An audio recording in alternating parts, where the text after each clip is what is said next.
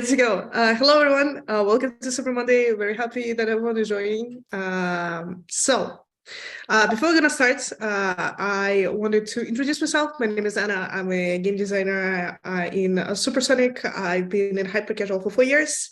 I published a lot of different games, which I'm very proud of. I accumulated around 350 million downloads around all of them. And today I'm gonna be hosting this webinar. Super Winter is still going on. If you don't know what Super Winter is, it's our competition where any game that you're gonna submit and get approved, you're gonna get a $200 bonus for it, and a lot of other different prizes like 100,000K minimum guarantee and other prizes for reaching CPI retention and other goals. If you want to participate, please submit your games before 31st of March, and good luck to everyone who already submitted. Today, we're going to talk about tools and practices that are going to help you to evaluate, to elevate your prototyping. Why is it important to talk about it right now? Number one, tech is changing very rapidly right now with inclusion of AI and generative images. Secondary, the eCPMs are down, the market doesn't really feel very good, and every pipeline and everything that we are doing right now doesn't only need to become better, but it also needs to be faster and efficient. So I hope that the knowledge that I'm going to share today is going to help you to do that, and you'll be able to make more games this year, and they're going to be generally better quality, and you'll be able to maybe tackle the projects that are larger in scope that your team is used to, which would be great. Okay, so the first tool is a knowledge base. A lot of times people are asking me questions about how to educate your team into hyper-casual, how to explain to your artists how the game supposed to look like to have lower CPI, how to explain to developer when the runner doesn't play well, or how the camera should look like, what's the feeling from the game should be. All these questions should be answered in your company's knowledge base.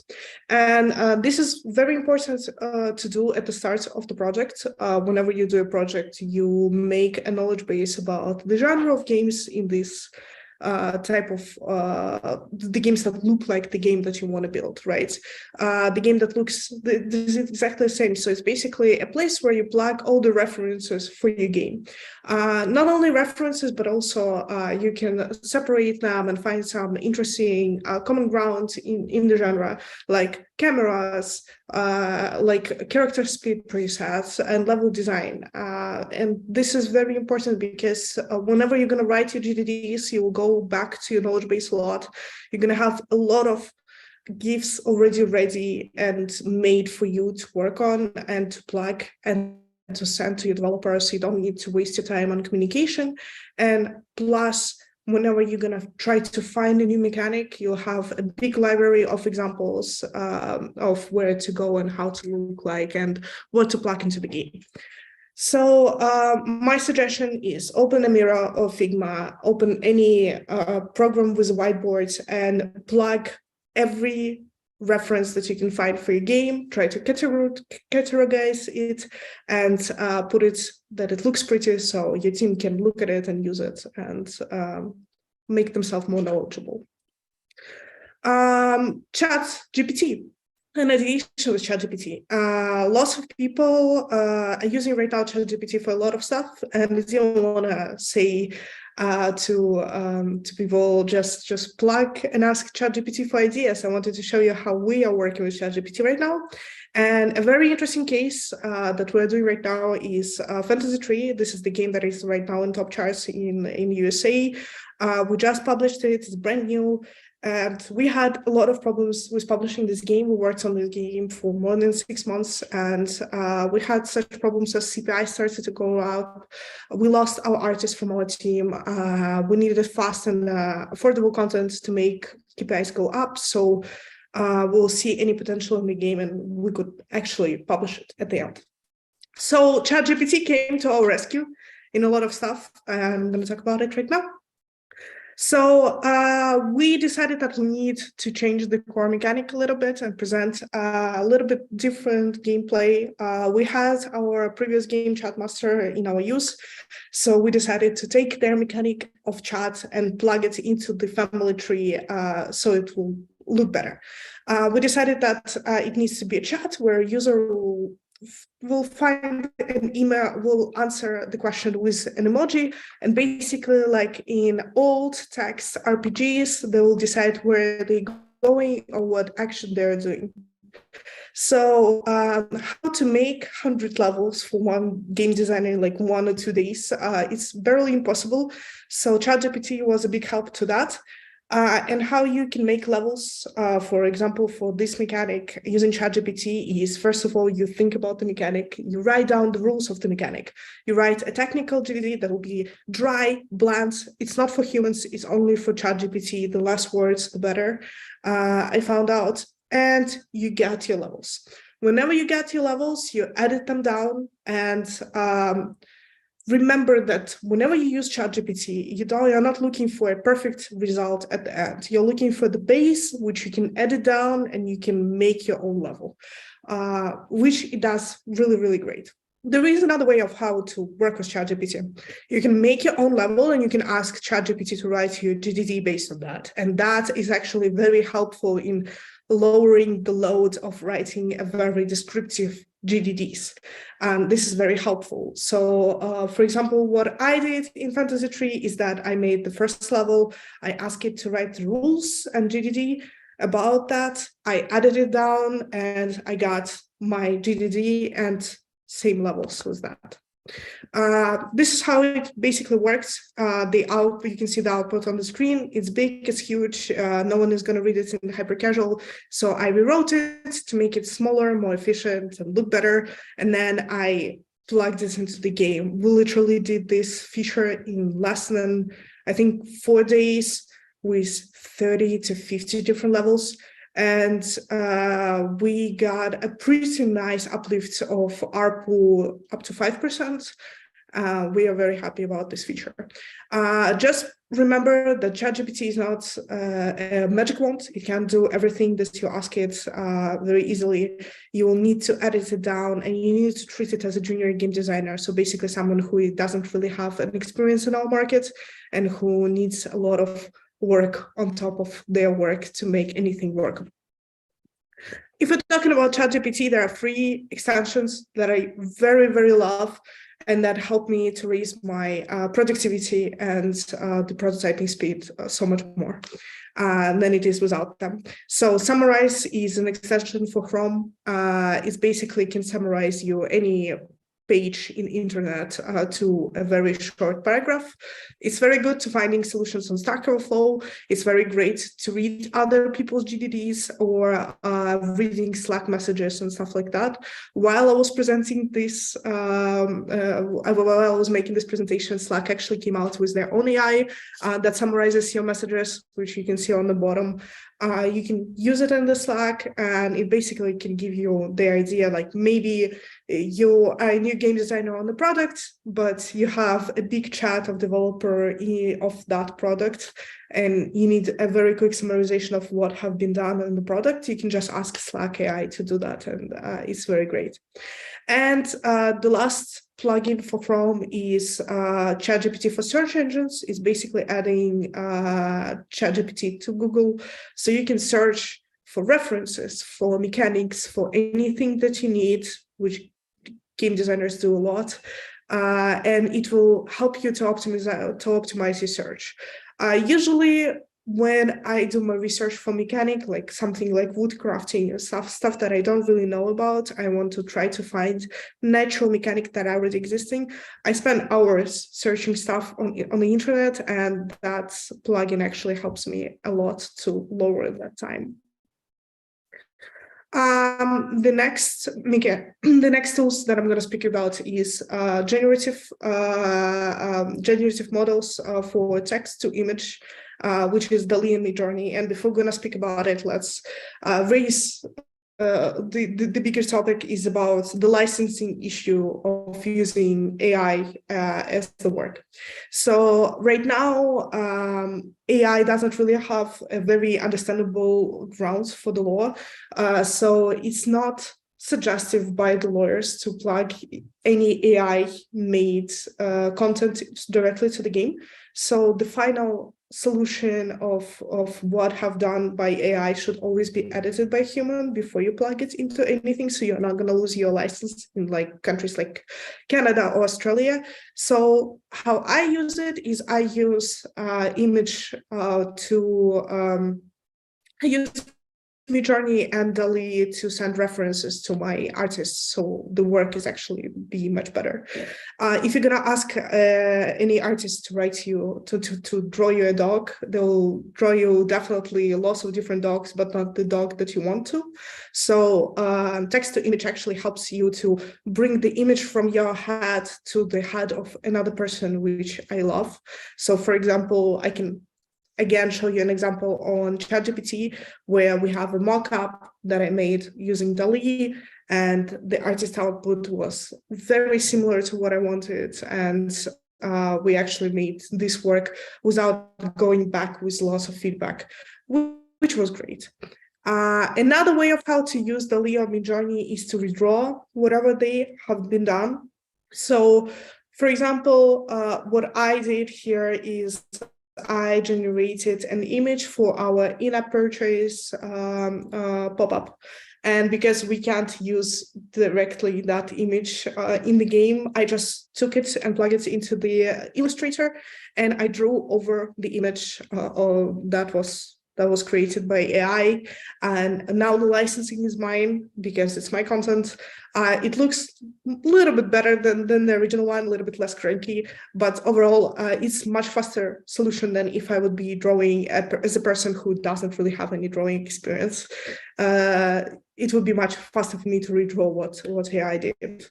So this is another very simple way of how to use it as a reference to make your own content.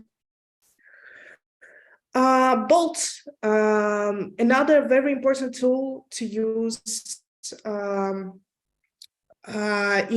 our work right now, especially because the prototyping speed is becoming shorter and shorter, and a lot of designers, a lot of programmers will need much more better references for what you want to do. And it's very good when a game designer in a team can code. It's very good, but it's very difficult. I personally do not code. I use Bolt a lot.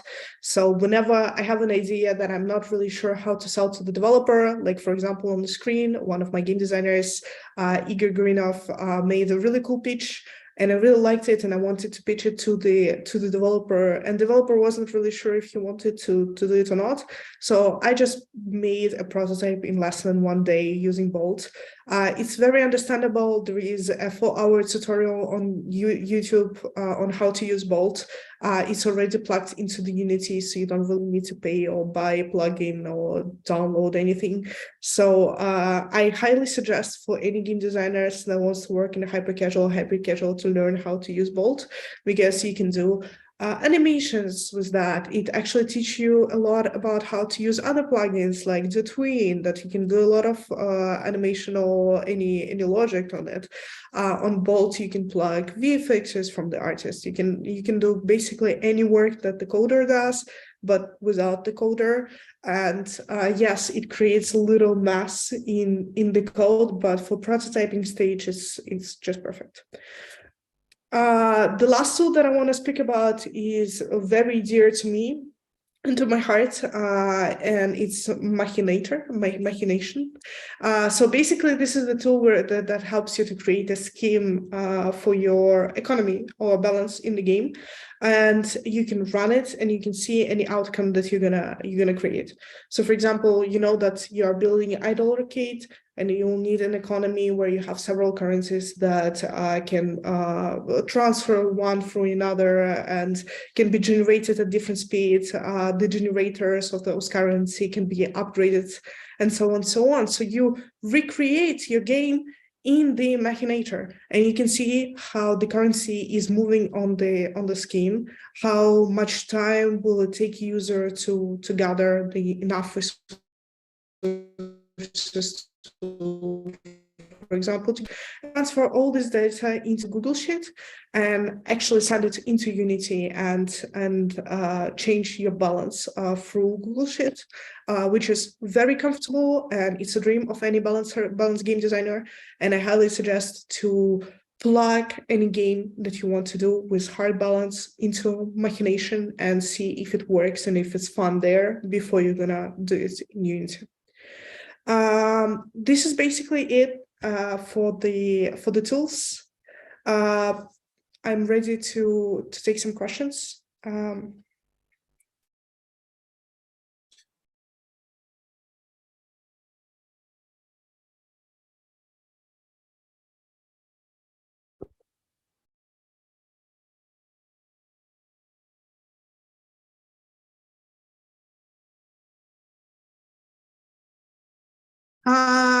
I get a question. Do I notice any mechanic trending in hyper casual right now? And one of the most obvious questions right now in the answers to this question will be definitely hybrid casual. Right now, the whole market is transferring from hyper casual to hyper casual, though Supersonic is doubling down on classical hyper casual right now, and we want you to know that it's definitely possible to publish a hyper-casual game right now, but a more deeper mechanics like idle clickers and the games from midcore like strategy games, card games is definitely a very interesting trend that we can see on the market. It's very hard to talk about trends in this stage because I have a feeling that the trends are much higher pace right now. So I would suggest to focus on finding a very good mechanic that you actually believe and you think that is fun to play. Hope you answered your question.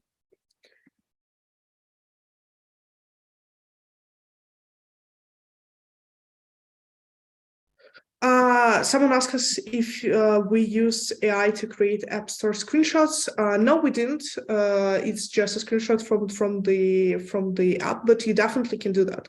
It's very easy to take something like Midjourney and, for example, remake your mechanics, especially if it's a 2D game. It's a little bit harder with 3D, but 3D text to 3D is coming very, very soon. Actually, ChatGPT 4 is coming out, I think, next week or like this month.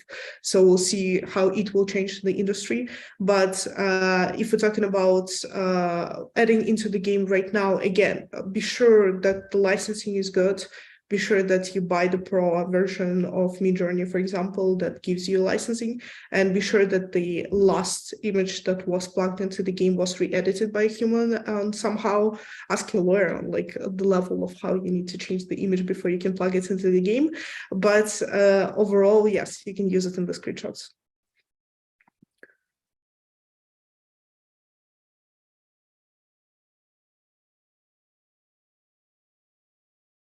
Okay, I have a very good question. So I have the question. I have a hyper casual game with CPI around 70 cents and retention around 30%. Which retention? Please write us which retention of which day. 10 minutes playtime. I have lots of ideas to build meta layer before I turn this into a hybrid casual game. Would Supersonic support the shift for hyper casual proto to hybrid? So it's very, very dependable. Is your mechanic scalable? So scalability is a very important thing in the mechanics. Not every mechanic can become midcore. So for example, why much too much free is very popular is because the game is scalable. You can add lots of bonuses that change how the game works. You can add lots of mechanics on top of it. If your prototype can do that, if you can sit down and come up with 40 different mechanics that can go inside your game and make this game more fun and less repetitive and reinventing itself over and over again, then yes, of course, you can add a layer and add not much so meta. I would suggest to add more mechanics for making the deeper play and the core loop overall deeper, but just to plug meta into hyper casual, yes, it works on the level of testing when we don't have ads in the game. But as soon as we're gonna add ads, that meta that doesn't really connect to the mechanic is going to become a churn point, and we'll have to cut it out. We saw it a lot of times in lots of prototypes. So just adding a building meta to your mechanic doesn't really work. You need to have a coherent loop between each of them. So I would suggest to actually text us. If you're publishing already with us, you probably have a PM. If you don't really publish with us, ask Beryl. She'll come to me and I'll look at your case a little bit better. Next question.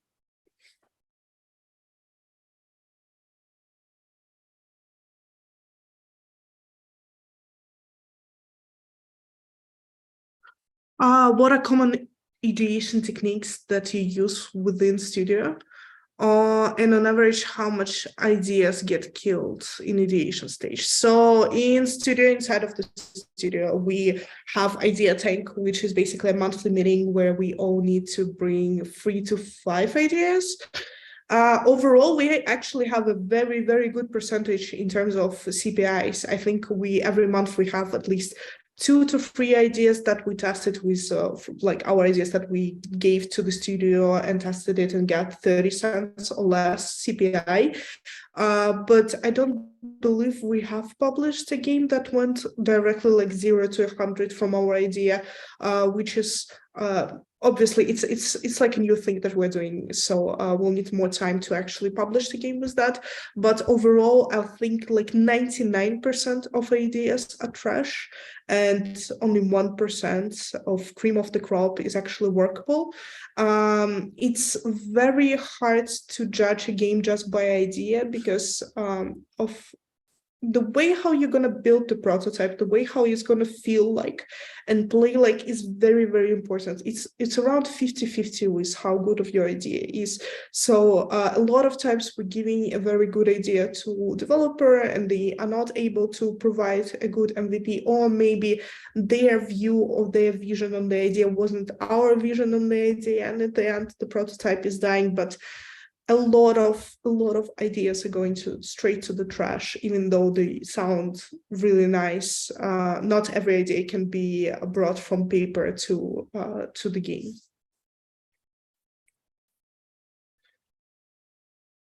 Can you go deeper into the points on how to structure the data? Okay, yeah, easily. So basically, if we're talking about the data on larger scale, if we're talking about genre data, what I did, for example, for our studio is I separated lots of games into different genres and made a knowledge base for each different genre, depending on what is it? Is it runner? Is it idle arcade? Because it's easier, because you can find the more similarities in the data. This is where you need to go. You need to look at your data structure and see which patterns do you see, and then separate them on patterns and present it like that. If you're going to ask a little bit more detailed question about which type of data and what's your case and how you want to structure it, that will be easier. But I highly suggest you to go to Dev2Dev. They have several webinars on data science and data structure, and they are very, very, very great. And they're going to give you a base knowledge of data scientists and how they work with data and how they categorize it. It's a completely different science. So I would suggest to go and ask them. What hyper-casual genres are trending right now? Again, very difficult question. The market right now is very, very changeable. The trending one is hybrid casual, definitely. If we take them as one big genre of having a very simple but hard to master core and having a meta from a mid core that complements it and adds a depth into the game. This is the trend right now on the market. I think that Supersonic is more interested in games with rich progression metas. Yes, of course. I think every publisher right now will be more interested in deep progression meta. How to make deep progression meta? So basically, when we're speaking about hybrid casual, to make a good hybrid casual, you need to have a very sticky core. So the core is, again, like in any games, if you're going to take even like PC market, the core is 80% of your game. So if your core is fun, if your core is scalable, that means that you have a base for hybrid casual. Why idle arcades became so popular and so massive? Because they're very easy. It's just a walking simulator. It's a walking managing simulator, and it's fun by itself. And then when you add a meta of optimizing it, optimization and stuff like that, collecting different stuff, adding little mechanics into it, the core mechanic is still core mechanic. It's still workable and it's still fun, but it reinvents itself all the time. So I would suggest for you to find some core base play for your game, and then ask it, can I make 40 different mechanics with that mechanic? Can I reinvent it 10 times? Can I flip it? If you can, then you have a very good base for hybrid casual. But it's a very large topic, so I can't basically give you one sentence of idea on how to make a hybrid casual. That's why it's so difficult. But a base core mechanic would be a good start. How do you filter the ideas before you send it to production? What kind of ideas do you believe are really interesting ideas before going to CPI testing? So there are different ways of how to look at the ideas. So there are ideas of high potential games in terms of they are going to have high retention and higher playtime, but the CPI is probably going to be even higher. It's all your merge games, it's all your idle clicker games, it's all your match 2, match 3 games, and all of that. Whenever you want to make those games, you need to look at the market, try to find a niche, try to find the audience and stuff like that. If we're speaking about hyper casual ideas, the good idea for hyper casual is very instantly understandable that it's good. Because it usually covers the topics that mass media knows and that mass audience can understand. And when you look at this mechanic, you understand it immediately. So anyone who's going to look at the video will understand it immediately. And also, we have an amazing person in our company. His name is Yuri. He is doing our marketing research, and he helps us a lot about finding themes and ideas in the media, in TikToks, in YouTube, in games, in movies that is applicable to the games and that can we plug into the games. So for example, money theme is very, very popular. You have money runners, you have money idols, and money theme is like very universally understandable theme. So okay, how we can make it into the game? Try to find mechanics that are connected to that theme in real life, because all very, very great mechanics are actually from real life. So from actual physics that people can see, because it's very understandable. You see the ball, you know, it bounces. You see the ball, you know, you can punch it with your leg or hand and it's going to bounce against the wall. So using real life physics and real life stuff is very important. So just take a theme and ask ChatGPT or ask yourself, what can I do with that?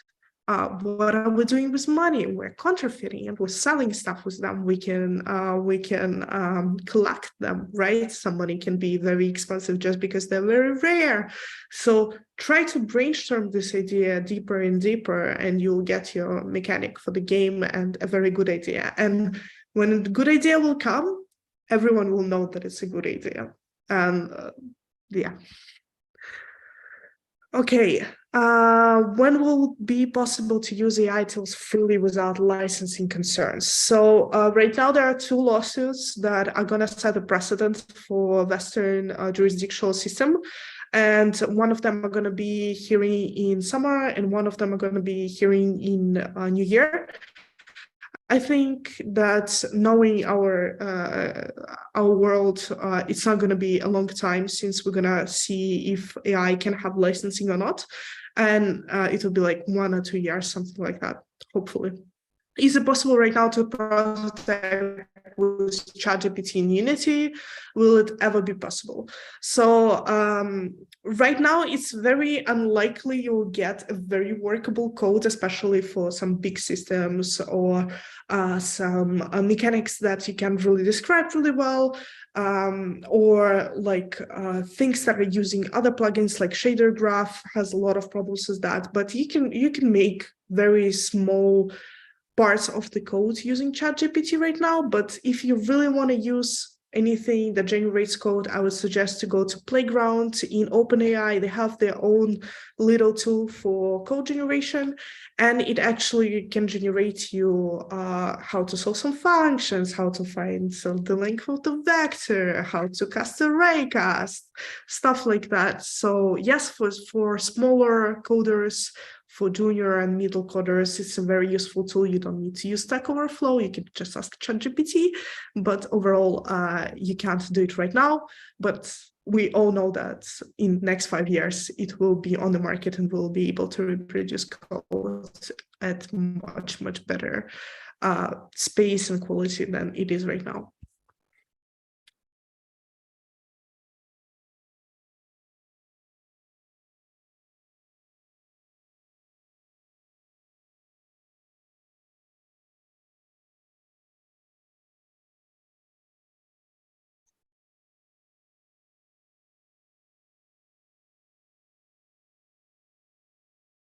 Waiting for next question.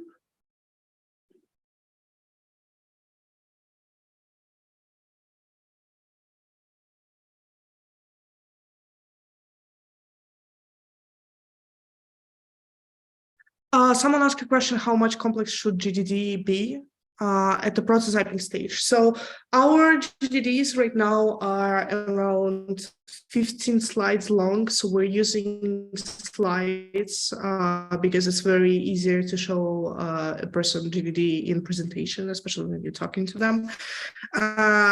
Plus, it's you can plug GIFs in this much better than in Word docs, for example.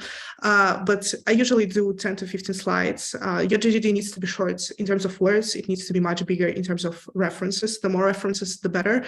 Each button should have a reference. Each window should have a reference. You need to have UX, UI scheme, so your developer will know where to plug the button, how to use it. So yeah, it needs to be descriptive, but please don't take mid-core GDDs where they describe literally every word and every mechanic that can possibly be plugged into the game.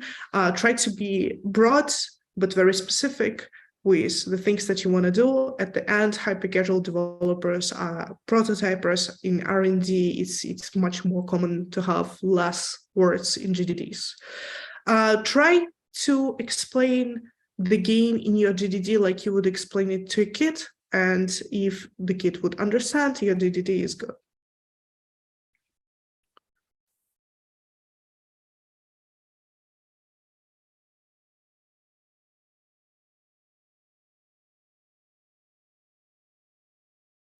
Okay, publishers often recommend using proven themes like money or cars, or other proven themes that were successful in the past are currently trending, but often these overexploited and looks very familiar.